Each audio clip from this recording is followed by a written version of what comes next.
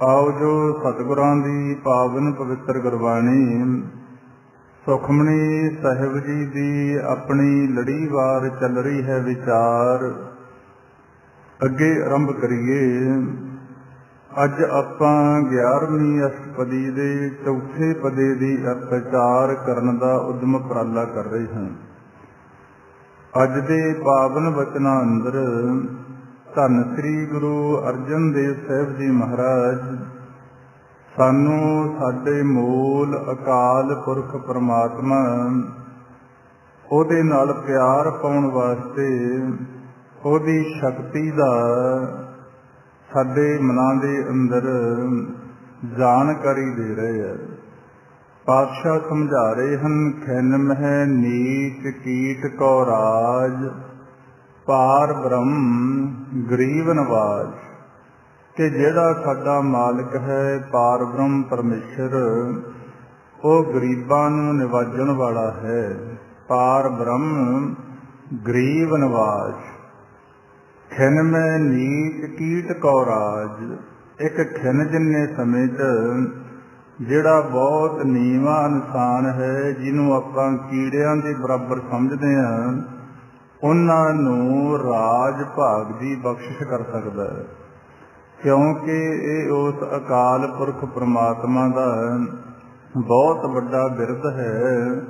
जिहड़ा जी मन करके उहदी शरण दे अंदर आउंदा है, उस नूं फिर अपने कंठ नाल ला के उहनूं नंद दा बख्शिश करदा। जो शरण आवे तिस कंठ लावे, ये बिरद स्वामी संदा। सतगुरु पातशाह समझा रहे हैं, खिन में नीच कीट कौ राज पार ब्रह्म गरीब नवाज। एक खिन जिन्ने समय च जिहड़े जीव विचारे कीड़ियां वर्गे बहुत नीवे होण, उन्हां नूं राज भाग दी बख्शिश कर सकदा है। पातशाह गुरबाणी अंदर आपां नूं समझा रहे हैं, जे को होवे दुबला नंग भुख का पीर, दमड़ा पल्ले ना पवै ना कोई देवै धीर। कि कोई इंसान इहो जी अवस्था च चलिया जावे जिथे उहदा शरीर भी बहुत कमजोर होवे। जे को होवे दुबला नंग भुख का पीर, ਉਹਦੇ ਕੋਲੇ ਕੋਈ ਦੁਨੀਆ ਦਾ ਪਦਾਰਥ ਨਾ ਹੋਵੇ ਤੇ ਜਿਹੜੀ ਭੁੱਖ ਆ ਇਹਦੀ ਪੀੜ ਉਹਨੂੰ ਸਤਾ ਰਹੀ ਹੋਵੇ। ਜੇ ਕਿ ਉਹ ਹੋਵੇ ਦੁਬਲਾ ਨੰਗ ਭੁੱਖ ਕਾ ਪੀਰ, ਦਮੜਾ ਪੱਲੇ ਨਾ ਪਵੇ। ਉਹਦੇ ਇੱਕ ਵੀ ਦਮੜਾ ਸੰਸਾਰ ਦਾ ਪੈਸਾ ਪੱਲੇ ਨਾ ਹੋਵੇ। ਨਾ ਕੋ ਦੇਵੈ ਧੀਰ, ਤੇ ਨਾ ਕੋਈ ਉਹਨੂੰ ਧੀਰਜ ਦੇਣ ਵਾਲਾ ਹੋਵੇ। ਕਿਉਂਕਿ ਸੰਸਾਰ ਦਾ ਖੇਡ ਐਸਾ ਹੈ, ਜਦੋਂ ਕਿਸੇ ਇਨਸਾਨ ਤੇ ਕੋਈ ਮਾੜਾ ਵਕਤ ਆ ਜਾਂਦਾ, ਸਰੀਰਕ ਤੌਰ ਤੇ ਕਮਜ਼ੋਰ ਹੋਵੇ, ਪਦਾਰਥ ਦੀ ਕਮੀ ਹੋ ਜੇ, ਪੈਸਾ ਕੋਲੇ ਨਾ ਹੋਵੇ, ਤਾਂ ਸਾਡੇ ਜਿਹੜੇ ਬਹੁਤ ਨੇੜੇ ਦੇ ਰਿਸ਼ਤੇ ਆ, ਇਹਨਾਂ 'ਚ ਵੀ ਤਰੇੜ ਪੈਣੀ ਸ਼ੁਰੂ ਹੋ ਜਾਂਦੀ ਹੈ। क्योंकि पातशाह गुरबाणी के अंदर आपां नूं समझा रहे हैं, सुख में आन बहुत मिल बैठत रहत चहु दिस घेरै, विपत परी सब ही संग छाड़त को न आवत नेरै। कि ये जिहड़ा संसार है ये तो भाई सुखां दा साथी है। परमात्मा ना करी किसी इंसान ते माड़ा वक्त आ जाए ਤਾਂ ਆਪਾਂ ਵੇਖ ਰਹੇ ਹਾਂ ਆਪਦੇ ਨਾਲ ਦੇ ਭੈਣ ਭਰਾ ਰਿਸ਼ਤੇਦਾਰ ਦੋਸਤ ਮਿੱਤਰ ਇਹ ਵੀ ਇੱਕ ਦੂਜੇ ਤੋਂ ਪਾਸਾ ਵੱਟਣਾ ਸ਼ੁਰੂ ਕਰ ਦਿੰਦੇ ਆ।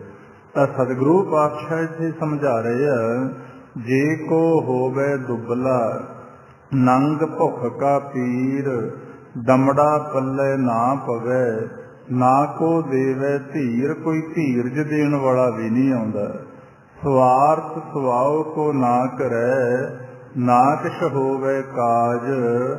सतगुरु पातशाह समझा रहे हैं, कोई स्वार्थ बंदे दा पूरा ना हुंदा होवे, क्योंकि दुनिया का जिहड़ा स्वार्थ है, दुनिया का जिहड़ा कारज है, वो दुनिया के पैसे नाल चलदा है। हुण पल्ले दमड़ा नहीं है, शरीर भी कमजोर हो गया, संगी साथी भी साथ छड्ड गए, ਤੇ ਉਹਦਾ ਸਵਾਰਥ ਕਾਹਦੇ ਨਾਲ ਪੂਰਾ ਹੋਣਾ? ਸਵਾਰਥ ਸਵਾਉ ਕੋ ਨਾ ਕਰੇ, ਨਾਨਕ ਹੋਵੇ ਕਾਜ, ਚਿਤ ਆਵੇ ਉਸ ਪਾਰ ਬ੍ਰਹਮ, ਤਾਂ ਨਿਹਚਲ ਹੋਵੇ ਰਾਜ। ਕਹਿੰਦੇ ਐਸੇ ਸਮੇਂ ਦੇ ਅੰਦਰ ਜੇ ਕਿਤੇ ਉਹ ਪ੍ਰਮਾਤਮਾ ਸਾਡੇ ਚਿੱਤ ਦੇ ਅੰਦਰ ਵਸ ਜਾਵੇ ਤਾਂ ਸਾਨੂੰ ਐਸੇ ਰਾਜ ਦੀ ਪ੍ਰਾਪਤੀ ਕਰਾ ਦਿੰਦਾ ਜਿਹੜਾ ਸਦਾ ਵਾਸਤੇ ਆ। ਅਵਿਨਾਸ਼ੀ ਰਾਜ ਜਿਹਨੂੰ ਆਪਾਂ ਕਹਿੰਦੇ ਆ, ਨਿਹਚਲ ਰਾਜ ਕਹਿੰਦੇ ਆ, ਜਿਹੜਾ ਆ ਦੁਨੀਆ ਦੇ ਰਾਜਿਆਂ ਦੇ ਕੋਲੇ ਵੀ ਹੁੰਦਾ ਨਹੀਂ। ਤਾਂ ਸਤਿਗੁਰੂ ਪਾਤਸ਼ਾਹ ਸਾਡੇ ਮਨਾਂ ਦੇ ਅੰਦਰ, ਕਿਉਂਕਿ ਕਈ ਵਾਰ ਇਨਸਾਨ ਕਿਸੇ ਨੂੰ ਕੋਈ ਸਰੀਰਕ ਤੌਰ ਤੇ ਬਿਮਾਰੀ ਲੱਗ ਗਈ, ਉਹ ਵਿਚਾਰਾ ਹੌਸਲਾ ਹਾਰ ਦਿੰਦਾ, ਤੇ ਕਿਸੇ ਕੋਲੇ ਕਿਸੇ ਕਾਰਨ ਆਰਥਿਕ ਪੱਖ ਦੀ ਕਮਜ਼ੋਰੀ ਹੋ ਗਈ, ਉਹਦਾ ਜਿਹੜਾ ਮਨ ਆ ਉਹ ਵਿਚਾਰਾਂ ਦੇ ਅੰਦਰ ਡਿੱਗ ਪੈਂਦਾ। ਤੇ ਸਤਿਗੁਰੂ ਪਾਤਸ਼ਾਹ ਦੀ ਬਾਣੀ ਐਸੀ ਹੈ, ਜਦੋਂ ਅਸੀਂ ਇਹਨੂੰ ਧਿਆਨ ਨਾਲ ਪੜ੍ਹਦੇ ਹਾਂ, ਵਿਚਾਰਦੇ ਹਾਂ, ਫਿਰ ਸਾਡੇ ਮਨ ਨੂੰ ਧੀਰਜ ਮਿਲਦਾ। ਜਦੋਂ ਦੁਨੀਆ ਦੇ ਲੋਕ ਸਾਡੇ ਨਾਲੋਂ ਨਾਤਾ ਵੀ ਤੋੜ ਲੈਂਦੇ ਆ, ਕਈ ਵਾਰ ਤਾਂ ਧੀਰਜ ਦੇਣ ਦੀ ਬਜਾਏ ਬਹੁਤ ਸਾਰੇ ਐਸੇ ਕੌੜੇ ਸ਼ਬਦ ਬੋਲ ਦਿੱਤੇ ਜਾਂਦੇ ਆ ਜਿਹੜੇ ਇਨਸਾਨ ਨੂੰ ਝੱਲਣੇ ਬੜੇ ਮੁਸ਼ਕਲ। ਫਿਰ ਸਾਡੇ ਕੋਲੇ ਇੱਕੋ ਆਸਰਾ ਰਹਿ ਜਾਂਦਾ ਕਿ ਸਤਿਗੁਰੂ ਪਾਤਸ਼ਾਹ ਦੀ ਬਾਣੀ ਦੀ ਵਿਚਾਰ ਦੇ ਨਾਲ ਜੁੜੀਏ। ਉਹ ਫਿਰ ਸਾਨੂੰ ਆਸਰਾ ਦਿੰਦੀ ਕਿ ਭਾਈ ਡੋਲਣ ਦੀ ਲੋੜ ਨਹੀਂ ਹੈ, ਇਹ ਤਾਂ ਸੰਸਾਰ ਦਾ ਖੇਲ ਆ, ਇਹ ਤਾਂ ਸੁੱਖਾਂ ਦੇ ਹਾਮੀ ਨੇ। ਜਦੋਂ ਮਾੜਾ ਵਕਤ ਆਵੇਗਾ ਸਾਰੇ ਸਾਥ ਛੱਡ ਜਾਣਗੇ, ਪਰ ਜੇ ਤੂੰ ਉਸ ਅਵਿਨਾਸ਼ੀ ਪਰਮਾਤਮਾ ਨੂੰ, ਅਕਾਲ ਪੁਰਖ ਜੋ ਵਾਹਿਗੁਰੂ ਆਪਣਾ ਮਾਲਕ ਹੈ, ਉਹਨੂੰ ਆਪਣੇ ਚਿੱਤ ਦੇ ਅੰਦਰ ਵਸਾ ਲਵੇਂ ਤਾਂ ਤੈਨੂੰ ਐਸੇ ਰਾਜ ਦੀ ਉਹ ਪ੍ਰਾਪਤੀ ਕਰਾ ਦੇਵੇਗਾ ਜਿਹੜਾ ਸਦਾ ਵਾਸਤੇ ਹੈ। ਚਿੱਤ ਆਵੇ ਉਸ ਪਾਰ ਬ੍ਰਹਮ, ਤਾਂ ਨਿਹਚਲ ਹੋਵੇ ਰਾਜ। ਅੱਗੇ ਹੁਣ ਸਤਿਗੁਰੂ ਸਮਝਾ ਰਹੇ ਹਨ, ਜਾ ਕਾ ਦ੍ਰਿਸ਼ਟ ਕਛੂ ਨਾ ਆਵੇ, ਤਿਸ ਤਤਕਾਲ ਦਿਸ ਦਿਸ ਪ੍ਰਗਟਾਵੇ।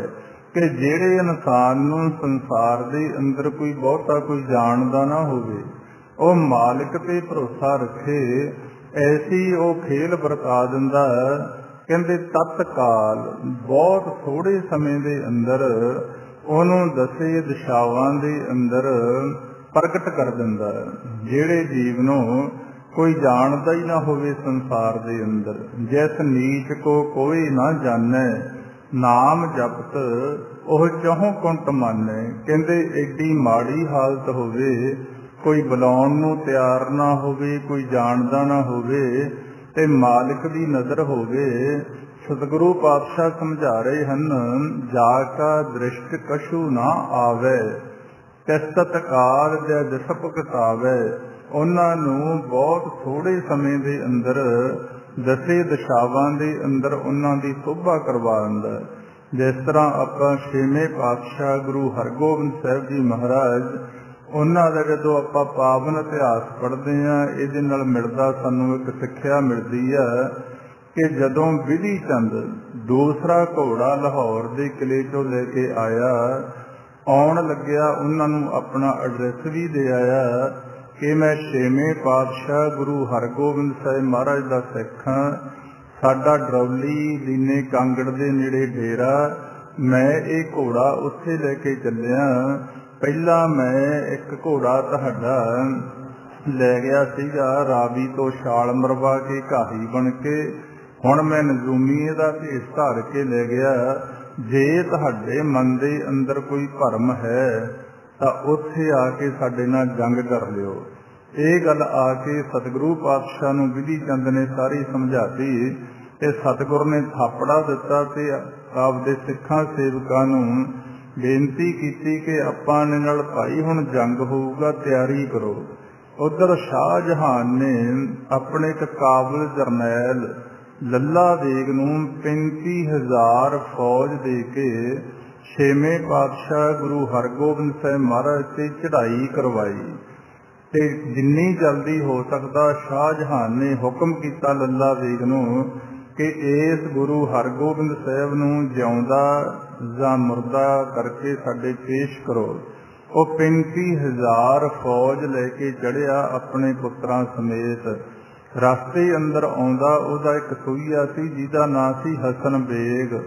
ਤੇ ਲੱਲਾ ਬੇਗ ਨੇ ਹਸਨ ਬੇਗ ਨੂੰ ਕਿਹਾ ਕਿ ਅਸੀਂ ਤਾਂ ਪੜਾਓ ਕਰਦੇ ਆਵਾਂਗੇ ਫੌਜ ਦੇ ਨਾਲ, ਤੂੰ ਇਕੱਲਾ ਚੱਲ, ਜਾ ਕੇ ਗੁਰੂ ਦੀ ਸੈਨਾ ਦਾ ਭੇਦ ਲੈ ਕੇ ਸਾਨੂੰ ਦੱਸ ਕੇ ਕਿੰਨੇ ਕੁ ਯੋਧੇ ਆ ਉਹਦੇ ਕੋਲੇ। ਹਸਨ ਬੇਗ ਨੇ ਆਪਣਾ ਘੋੜਾ ਦੌੜਾਇਆ ਤੇ ਇੱਥੇ ਗੁਰੂ ਹਰਗੋਬਿੰਦ ਸਾਹਿਬ ਮਹਾਰਾਜ ਦੀਆਂ ਜੋ ਸਿੱਖ ਸੂਰਮਿਆਂ ਦੀ ਫੌਜ ਸੀ ਇਹਦੇ ਅੰਦਰ ਭੇਸ਼ ਵਟਾ ਕੇ ਰਹਿਣਾ ਸ਼ੁਰੂ ਕਰਤਾ।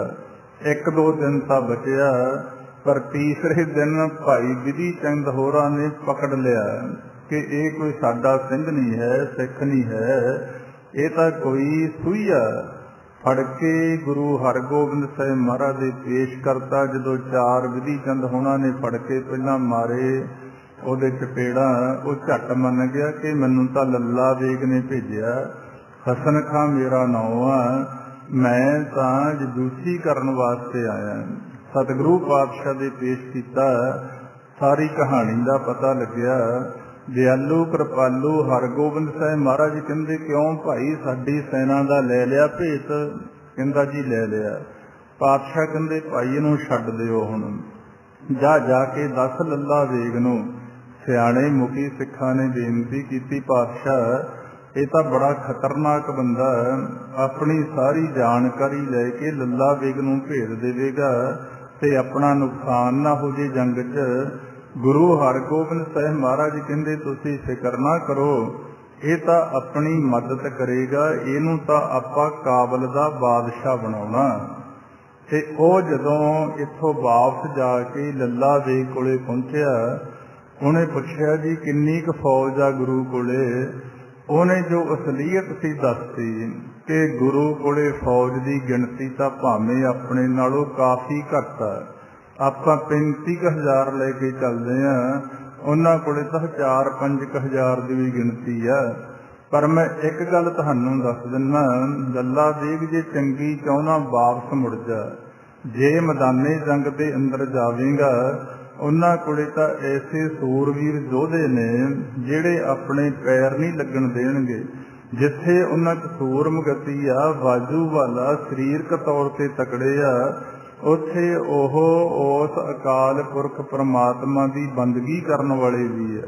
ਦਿਆਲੂ ਕਿਰਪਾਲੂ ਵੀ ਬੜੇ ਆ, ਗੁਰੂ ਵੀ ਉਹਨਾਂ ਦਾ ਬੜਾ ਰੂਹਾਨੀਅਤ ਦਾ ਮਾਲਕ ਆ, ਸ਼ਕਤੀ ਦਾ ਮਾਲਕ ਆ। ਤੇ ਉਹਦੇ ਜਦੋਂ ਮੈਨੂੰ ਫੜ ਕੇ ਪੇਸ਼ ਕੀਤਾ, ਉਹਨੇ ਮੈਨੂੰ ਬਖਸ਼ਤਾ। ਕਹਿੰਦੇ ਜਾ ਭਾਜਾ ਲੱਲਾ ਬੇਗ ਨੂੰ ਜਾ ਕੇ ਦੱਸ। ਹੁਣ ਲੱਲਾ ਬੇਗ ਹੰਕਾਰ ਦਾ ਭਰਿਆ ਹੋਇਆ, ਉਹਦੇ ਮਨ 'ਚ ਇਹ ਭਰਮ ਆ ਗਿਆ ਕਿ ਸ਼ਾਇਦ ਇਹ ਗੁਰੂ ਤੋਂ ਕੋਈ ਰਿਸ਼ਵਤ ਲੈ ਆਇਆ, ਜਿਹੜਾ ਕਰਕੇ ਸਾਨੂੰ ਡਰਾਉਂਦਾ। ਲੱਲਾ ਬੇਗ ਨੇ ਉਹਨੂੰ ਬਹੁਤ ਮਾੜਾ ਚੰਗਾ ਬੋਲਿਆ ਤੇ ਉੱਥੋਂ ਵਾਪਸ ਫੇਰ ਭਜਾਤਾ।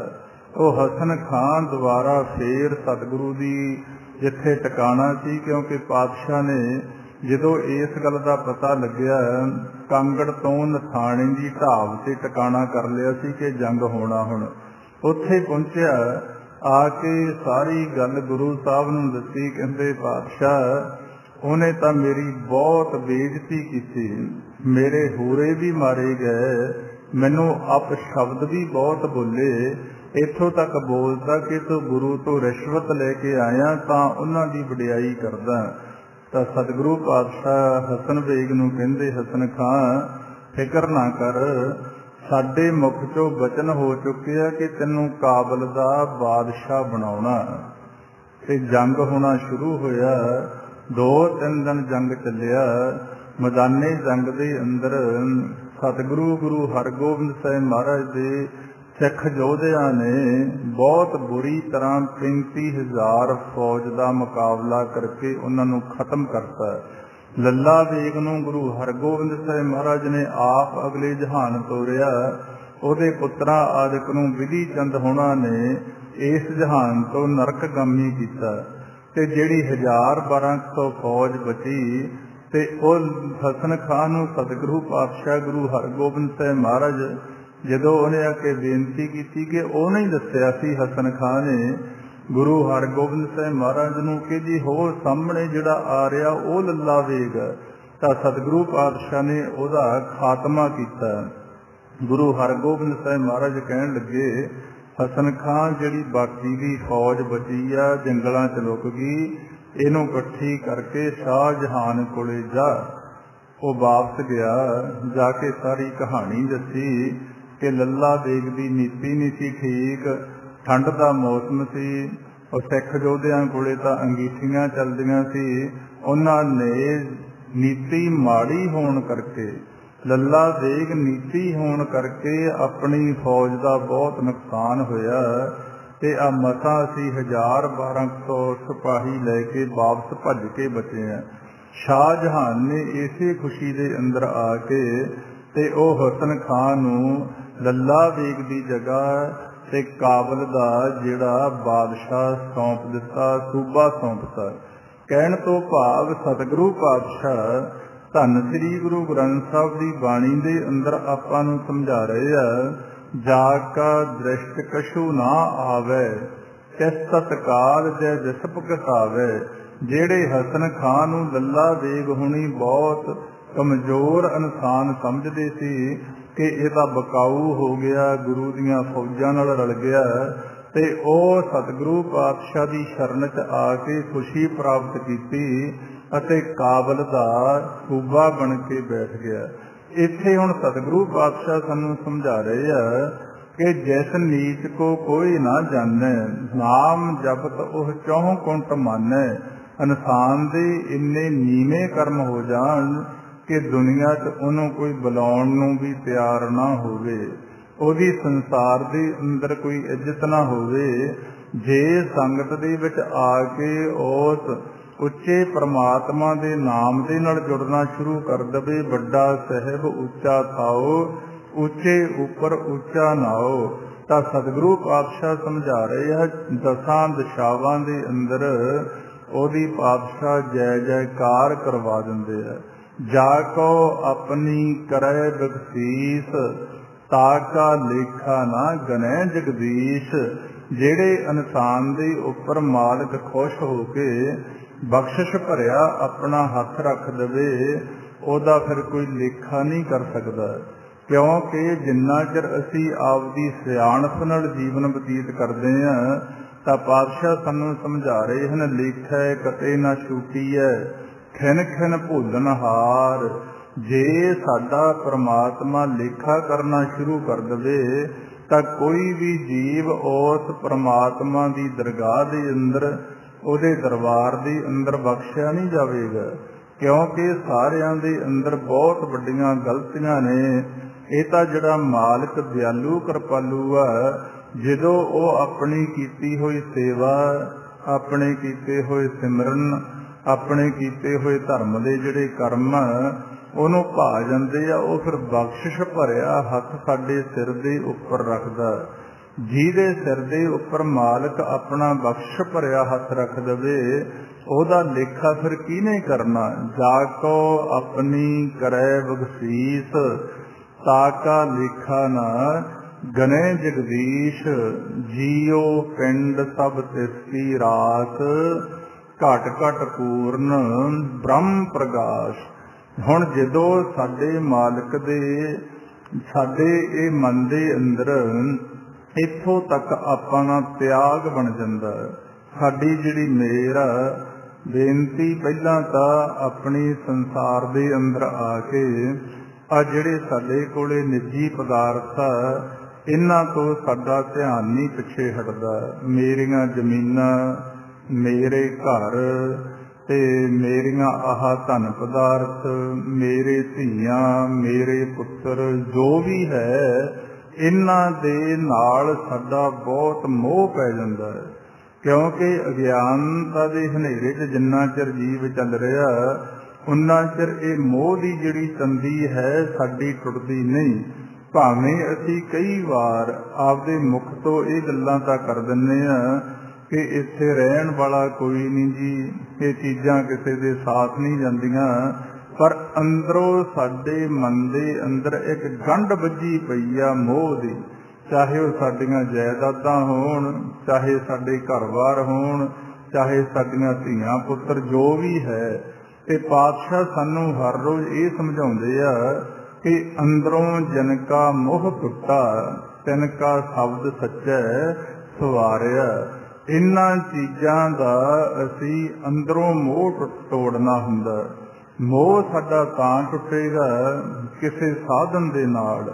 ਉਹ ਸਾਧਨ ਸਾਡੇ ਕੋਲੇ ਇੱਕੋ ਹੀ ਆ, ਸੰਗਤ ਦੇ ਵਿੱਚ ਆ ਕੇ ਸਤਿਗੁਰੂ ਪਾਤਸ਼ਾਹ ਦੀ ਬਾਣੀ ਦੇ ਸ਼ਬਦ ਦੀ ਵਿਚਾਰ ਨਾਲ ਜੁੜਨਾ ਤੇ ਹੌਲੀ ਹੌਲੀ ਉਸ ਅਕਾਲ ਪੁਰਖ ਵਾਹਿਗੁਰੂ ਜੋ ਅਵਿਨਾਸ਼ੀ ਹੈ ਪ੍ਰਮਾਤਮਾ, ਜਦੋਂ ਉਹਦੀ ਸਿਫਤ ਸਲਾਹ ਸੁਣਦੇ ਆ ਕਿ ਉਹ ਤਾਂ ਕੀੜਿਆਂ ਨੂੰ ਪਾਤਸ਼ਾਹੀ ਦੇ ਦਿੰਦਾ।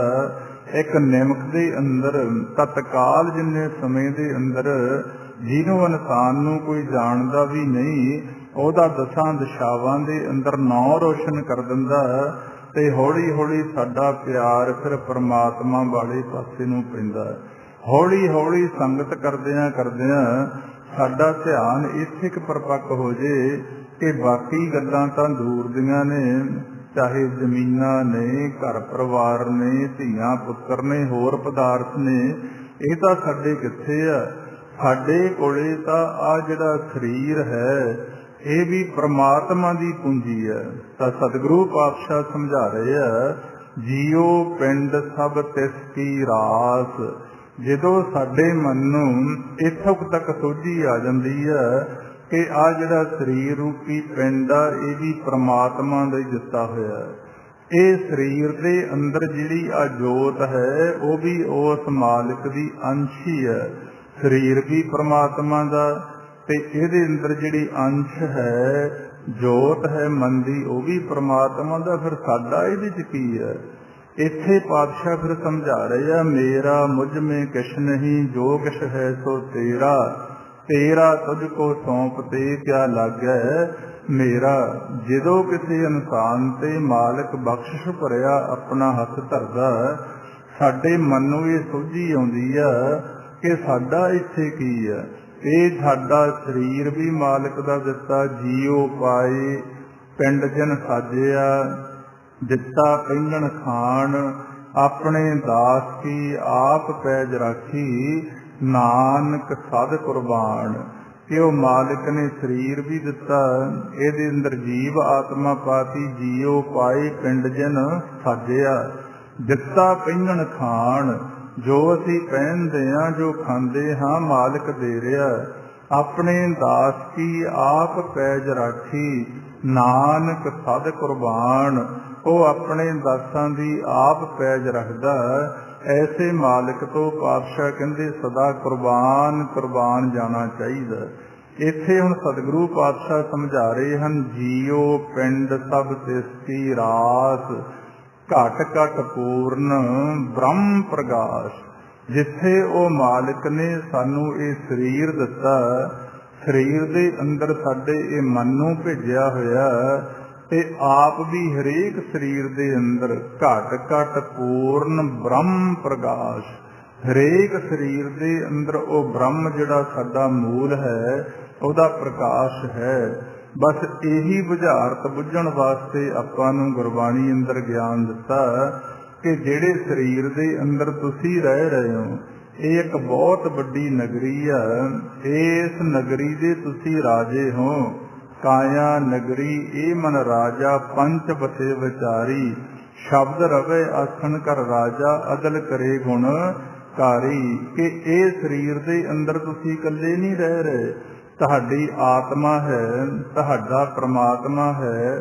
ਤੁਸੀਂ ਖਿਡਾਰੀ ਦੇ ਰੂਪ 'ਚ ਆ ਰਹੇ ਹੋ। ਇਹਦੇ ਅੰਦਰ ਪੰਜ ਦੂਤ ਰਹਿ ਰਹੇ ਆ, ਧਰਮ ਰਾਏ ਆ, ਚਿੱਤਰਗੁਪਤਾ, ਬਹੁਤ ਵੱਡਾ ਇੱਕ ਪਰਿਵਾਰ ਇਹ ਕਾਇਆ ਨਗਰੀ ਦੇ ਅੰਦਰ ਚੱਲ ਰਿਹਾ। ਤੇ ਇਸੇ ਨਗਰੀ ਦੇ ਅੰਦਰ ਬ੍ਰਹਮ ਦਾ ਪ੍ਰਕਾਸ਼ ਹੈ, ਜੋ ਆਪਣਾ ਮੂਲ ਹੈ ਪ੍ਰਮਾਤਮਾ, ਉਹ ਵੀ ਇਸੇ ਨਗਰੀ ਦੇ ਅੰਦਰ ਬੈਠਾ। ਜੇ ਤਾਂ ਹੁਣ ਅਸੀਂ ਇਸ ਕਾਇਆ ਦੀ ਖੋਜ ਕਰ ਲੈਂਦੇ ਹਾਂ, ਫੇਰ ਤਾਂ ਸਾਨੂੰ ਗੁਰਬਾਣੀ 'ਚ ਕਹਿੰਦੇ ਨੇ ਗੁਰਮੁਖ। ਜੇ ਅਸੀਂ ਇਸ ਖੋਜ ਤੋਂ ਦੂਰ ਚਲੇ ਗਏ, ਫੇਰ ਭਾਵੇਂ ਅਸੀਂ ਜਿੰਨੇ ਮਰਜ਼ੀ ਸਿਆਣੇ ਹੋ ਜਾਈਏ, ਅਸੀਂ ਗੁਰਮੁਖ ਆਪਦੇ ਆਪ ਨੂੰ ਨਹੀਂ ਕਹਾ ਸਕਦੇ। ਤਾਂ ਪਾਤਸ਼ਾਹ ਸਾਨੂੰ ਸਮਝਾ ਰਹੇ ਆ, ਗੁਰਮੁਖ ਹੋ ਗਏ ਸੋ ਕਾਇਆ ਖੋਜੈ, ਹੋਰ ਸਭ ਭਰਮ ਭੁਲਾਈ। ਕਿ ਭਾਈ ਜੇ ਤੁਸੀਂ ਗੁਰਮੁਖ ਬਣਨਾ ਚਾਹੁੰਦੇ ਹੋ ਤਾਂ ਤੁਸੀਂ ਆਪਣੀ ਇਸ ਕਾਇਆ ਦੀ ਖੋਜ ਕਰੋ। ਤੇ ਜੇ ਤੁਸੀਂ ਖੋਜ ਨਹੀਂ ਕਰਦੇ, ਭਰਮ ਦੇ ਅੰਦਰ ਭੁੱਲੇ ਹੋਏ ਹੋ। ਖੋਜ ਕਾਹਦੇ ਵਾਸਤੇ ਕਰਨੀ ਆ? ਇਸ ਕਾਇਆ ਅੰਦਰ ਆਪੇ ਵਸੈ, ਅਲਖ ਨਾ ਲਖਿਆ ਜਾਈ। ਇਸ ਤੁਹਾਡੀ ਕਾਇਆ ਦੇ ਅੰਦਰ ਮਾਲਕ ਜੋ ਲਖਿਆ ਨਹੀਂ ਜਾਂਦਾ, ਉਹ ਆਪ ਬੈਠਾ ਘਟ ਘਟ ਪੂਰਨ ਬ੍ਰਹਮ ਪ੍ਰਕਾਸ਼, ਆਪਣੀ ਬਣਤ ਆਪ ਬਣਾਈ, ਨਾਨਕ ਜੀਵੈ ਦੇਖ ਵਡਾਈ। ਹੁਣ ਅਖੀਰਲੀਆਂ ਪੰਕਤੀਆਂ 'ਚ ਪਾਤਸ਼ਾਹ ਸਮਝਾ ਰਹੇ ਆ ਕਿ ਤੁਸੀਂ ਬਹੁਤ ਵੱਡੇ ਭਰਮ ਜਾਲ ਦੇ ਅੰਦਰ ਚੱਲ ਰਹੇ ਹੋ, ਕਿ ਸਾਡਾ ਕੀਤਾ ਕੁਝ ਬਣ ਰਿਹਾ। ਕਿਉਂਕਿ ਸਾਡੇ ਮਨ ਦੇ ਅੰਦਰ ਪੈਰ ਪੈਰ ਤੇ ਭਰਮ ਬਣ ਜਾਂਦਾ। ਜਦੋਂ ਕੋਈ ਕਾਰਜ ਸਾਡਾ ਸਫਲ ਹੋ ਜਾਂਦਾ, ਅਸੀਂ ਕਹਿੰਦੇ ਨੇ ਕਿ ਸਾਡੀ ਸਿਆਣਪ ਨਾਲ ਹੋ ਗਿਆ। ਜੇ ਨਹੀਂ ਹੁੰਦਾ ਤਾਂ ਅਸੀਂ ਪਰਮਾਤਮਾ ਵੱਲ ਨੂੰ ਇਸ਼ਾਰਾ ਕਰ ਦਿੰਦੇ ਹਾਂ। ਜਾਂ ਸਾਡੇ ਮਨ ਦੇ ਅੰਦਰ ਭਰਮ ਆ, ਜਿਹੋ ਜਿਹਾ ਕਿਸੇ ਦਾ ਕਰਮ ਆ, ਦੁਨੀਆ ਦੀ ਕਿਰਤ ਆ। ਆਪਾਂ ਜ਼ਿਮੀਂਦਾਰ ਭਰਾ, ਆਪਾਂ ਖੇਤੀ ਕਰਦੇ ਹਾਂ, ਫਸਲ ਥੋੜ੍ਹੀ ਜਿਹੀ ਚੰਗੀ ਹੋ ਗਈ ਤਾਂ ਮੈਂ ਦੀ ਆਵਾਜ਼ ਨਹੀਂ ਆਉਣੋਂ ਹਟਦੀ। ਜੇ ਮਾੜੀ ਹੋ ਗਈ ਤਾਂ ਪਰਮਾਤਮਾ ਨੂੰ ਦੋਸ਼ ਦੇ ਦਿੱਤੇ ਜਾਂਦੇ ਆ।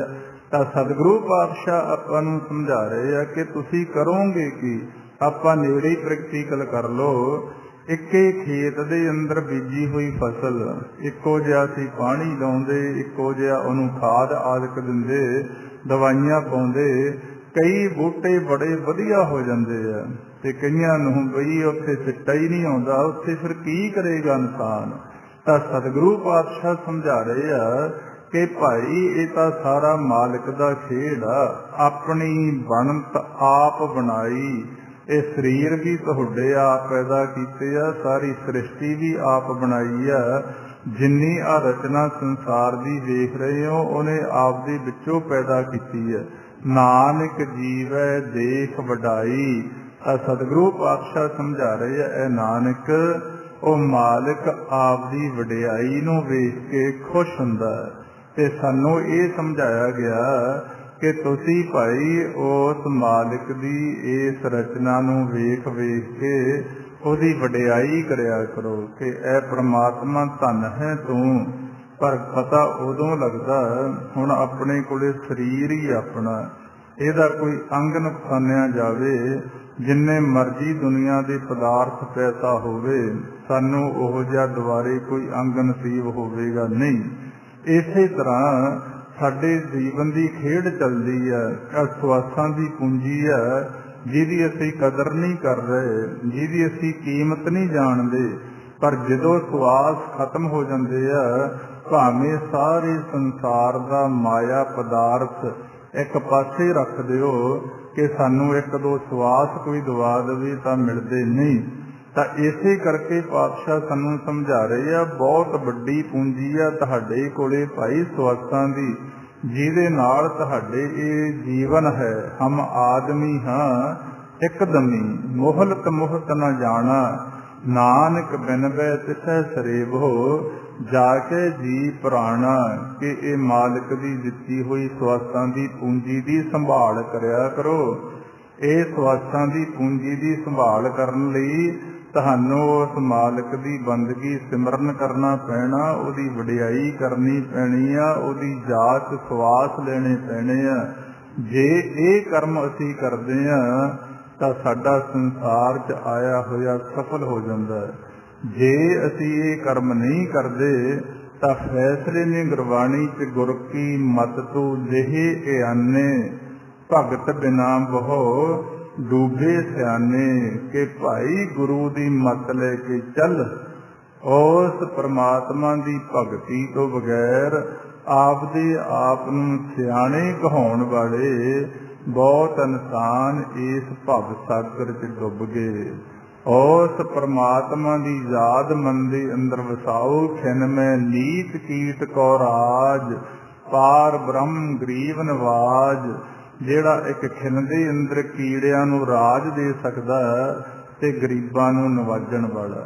ਆਪਾਂ ਵੀ ਆਪਣੇ ਜੀਵਨ 'ਚ ਯਤਨ ਕਰੀਏ, ਵੱਧ ਤੋਂ ਵੱਧ ਸਮਾਂ, ਵੱਧ ਤੋਂ ਵੱਧ ਆਪਣੇ ਸਵਾਸ ਪਰਮਾਤਮਾ ਦੀ ਯਾਦ ਜਮ੍ਹਾਂ ਕਰਾਈਏ। ਜਮ੍ਹਾਂ ਉਹ ਹੋਣੇ ਨੇ ਜਿਹੜੇ ਬਿਨਾਂ ਵਿਚਾਰਾਂ ਤੋਂ ਆਉਂਦੇ ਆ। ਇਸੇ ਕਰਕੇ ਜਦੋਂ ਆਪਾਂ ਸਿਮਰਨ ਕਰਨਾ ਹੁੰਦਾ, ਸਾਸ ਗਰਾਸ ਵਿਧੀ ਦੁਆਰਾ ਇੰਨਾ ਧਿਆਨ ਆਪਣੀ ਆਵਾਜ਼ 'ਚ ਰੱਖਣਾ ਹੁੰਦਾ ਹੈ ਕਿ ਸਾਡੀ ਸੁਰਤੀ ਕੋਈ ਵਿਚਾਰ ਨਾ ਲਵੇ। ਜਿਹੜੇ ਬਿਨਾਂ ਵਿਚਾਰਾਂ ਤੋਂ ਸਵਾਸ ਅਸੀਂ ਲਵਾਂਗੇ ਉਹ ਮਾਲਕ ਦੀ ਯਾਦ 'ਚ ਜਮ੍ਹਾਂ ਹੋ ਜਾਂਦੇ ਹੈ। ਆਓ ਫਿਰ ਬਾਕੀ ਦਾ ਸਮਾਂ ਆਪਾਂ ਇਸ ਸਵਾਸਾਂ ਦੀ ਪੂੰਜੀ ਨੂੰ ਪਾਤਸ਼ਾਹ ਦੀ ਯਾਦ 'ਚ ਨਿਰਗੁਣ ਦੇ ਖਜ਼ਾਨੇ 'ਚ ਜਮ੍ਹਾਂ ਕਰਾਉਣ ਦਾ ਯਤਨ ਕਰੀਏ। ਹਾਂਜੀ, ਕਰੋ ਜੀ ਸ਼ੁਰੂ। ਵਾਹਿਗੁਰੂ ਵਾਹਿਗੁਰੂ ਵਾਹਿਗੁਰੂ ਵਾਹਿਗੁਰੂ ਵਾਹਿਗੁਰੂ ਵਾਹਿਗੁਰੂ ਵਾਹਿਗੁਰੂ